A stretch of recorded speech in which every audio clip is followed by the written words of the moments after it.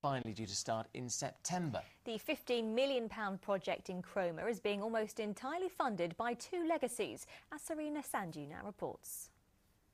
A popular community hospital in desperate need of a refurbishment after serving the people of Cromer for the last 88 years. Staff we spoke to today talked of relief that plans are finally going ahead. Patients are just glad it's being kept open. I think to keep it local, you know, elderly people like me, you feel safe sort of coming here, but when we go up to Norwich, there's so many people passing up and down, running around. Providing it's rebuilt in a reasonable manner so that we have all the services that we have now, plus some more, hopefully. 10 years ago, a local woman, Sagal Bernstein, left the hospital more than £11 million in her will in gratitude for the way its staff treated her dying sister.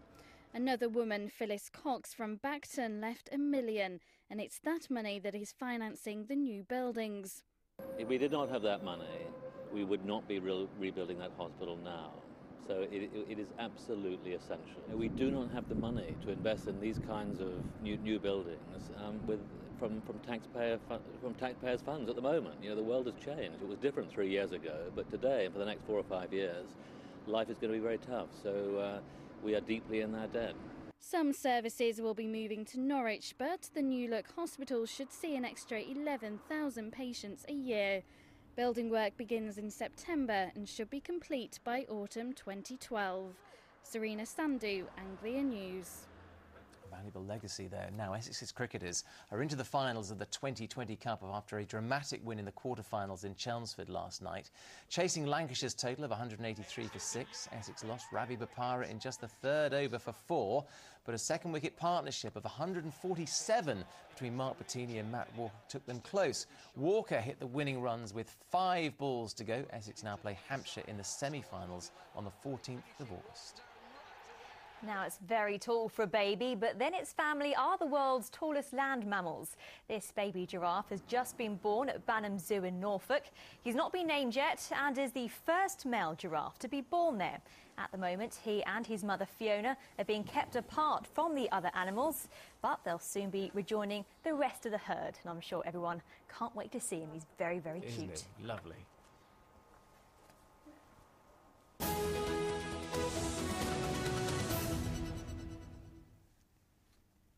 Now, don't forget, we're looking for your nominations for this year's ITV Feelgood Factor Award. As part of our support for the government's Change for Life campaign, we're looking for people who really inspire others to lead healthy lifestyles. We want to hear about healthy heroes who go the extra mile in setting others on the road to well-being, fitness and sporting excellence. Our Feel Good Factor Award will recognise youth team coaches, fitness instructors, sports teachers or anyone else in our community whose dedication has literally had life-changing results. People like last year's winner, Andy Dolby-Welsh from Brighton. Andy, who's registered blind, is the driving force behind initiatives which enable disadvantaged and disabled young people to play sports. It was a great night too for our regional winner, Warren Duff from Ipswich, Anglia's Feel Good Factor Award finalist, who set up a football team for players with disabilities after an accident left him with serious back injuries. And with your help, another person from this region will be joining the stars on the red carpet for the Pride of Britain event at the Grosvenor House Hotel in London in November. So if you would like to nominate someone for the ITV Feel Good Factor Award, here's how you can do it. You can log on to itv.com/Pride of Britain and complete the nomination form online, or you can email us here at anglianews@itv.com, giving us the name and address of your nominee. Now tell us in no more than 500 words why your nominee deserves the award, and we also need your name, a daytime contact number and an email address for you. The closing date for applications is 11:59 p.m. on Friday, August the 27th.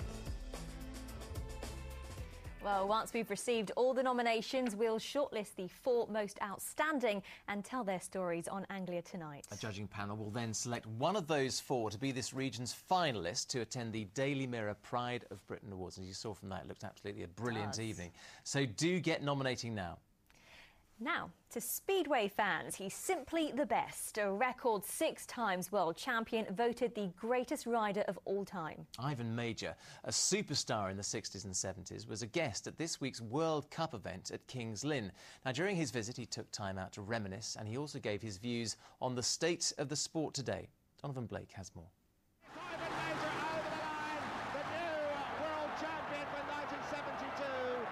He's nicknamed the Flying Kiwi, and for more than 2 decades he thrilled Speedway fans across the region and throughout the world.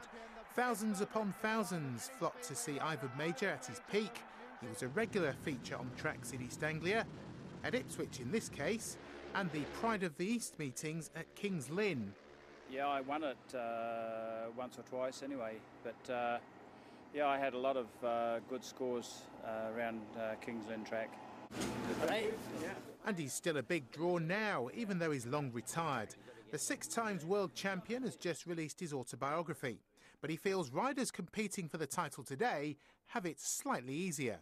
Well, in those individual world championships, if you made a mistake, you were second. I wish there was a Grand Prix series when I was around. So long as you get in most of the finals, or half the finals, you end up overall the champion.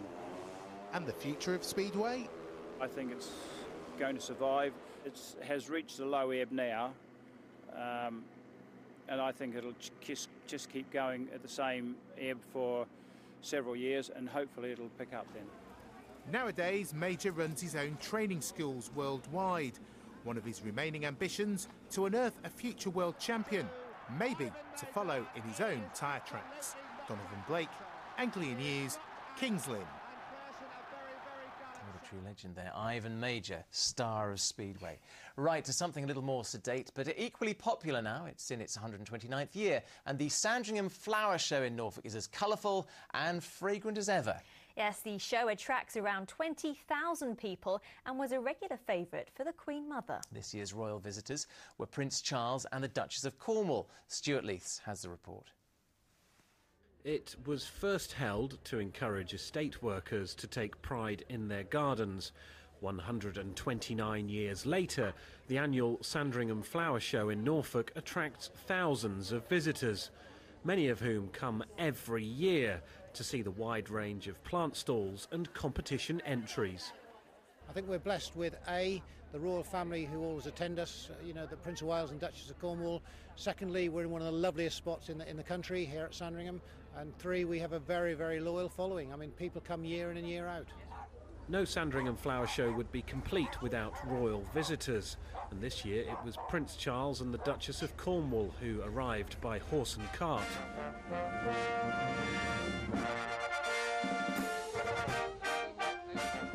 The Prince of Wales helped out by judging a vegetable competition, and it was a chance for them to meet some of the many visitors. It's absolutely marvellous. I mean, because it's not just a token appearance. I mean, the Prince of Wales asks lots of questions and is very knowledgeable about gardening, and he has a very deep interest and in the people. So, you know, it really is an interesting visit throughout.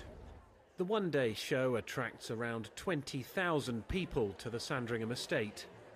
Come mainly to see the, you know, Prince Charles and Camilla, and we have seen them and took some pictures, and they look lovely, and we like a day out. Met Charles and Camilla, so... And shook hands with her. It's lovely. A friend and I come every year. We like everything, actually, the plants and all the displays. We enjoy all the stalls as well. It's a good day out. So what started life as a cottage garden competition is now one of the most successful flower shows in the country. Stuart Leiths, Anglia News, Sandringham. It looks like they had a great day there. Yeah, Prince Charles was brilliant. judging vegetables. Do you think he'd be impressed with the Anglia allotment? I think he'd be very impressed, actually. We might send out an invitation, in fact, I think you should. To come along. Yeah. Right, now in a couple of minutes' time, the national pitch. Well, I know the garden's been appreciating the rain. I haven't, have you? No, I got stuck out. Now, I was in a shop, actually, and this chap said to me, I said, is it going to stop raining? And he said, no, it's going to go on for hours, of course. So I made a big dash back to get home, back into the office, and of course, as soon as I got back, it stopped raining, didn't it? Yeah. Second soaked. Typical. Here's Amanda with the weather forecast. And that's it. Stay dry tonight. We'll see you tomorrow. Until then, goodbye. Goodbye.